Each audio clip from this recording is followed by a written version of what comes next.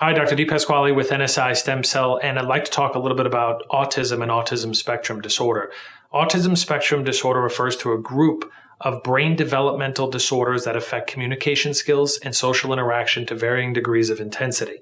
This has a significant impact on the patient and his or her family.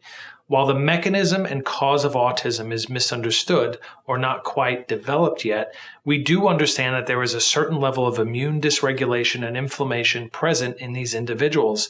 And what it appears to be is an autoimmune disease for brain. I know that there are many other issues that are present, but ultimately that's the way it looks in terms of primary pathophysiological changes inside an individual that are creating symptoms. So when we look at this disorder from that perspective and we talk about how can we improve the health of this individual, well, there are two recent studies that we found, and essentially they found a link between autism and the immune system as well as the inflammatory process.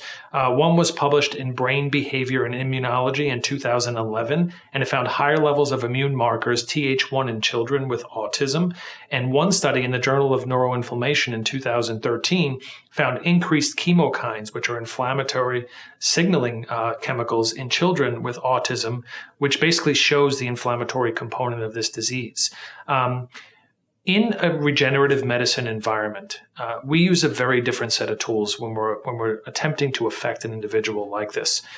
This is an autoimmune disease, or it appears to be an autoimmune disease. And I think if we treat it in much the same way that we do our other autoimmune diseases where we have, dramatic improvements in patients' lives, I think we can affect individuals in a very positive way, or at least that's the paradigm shift. And that's the important thing to understand.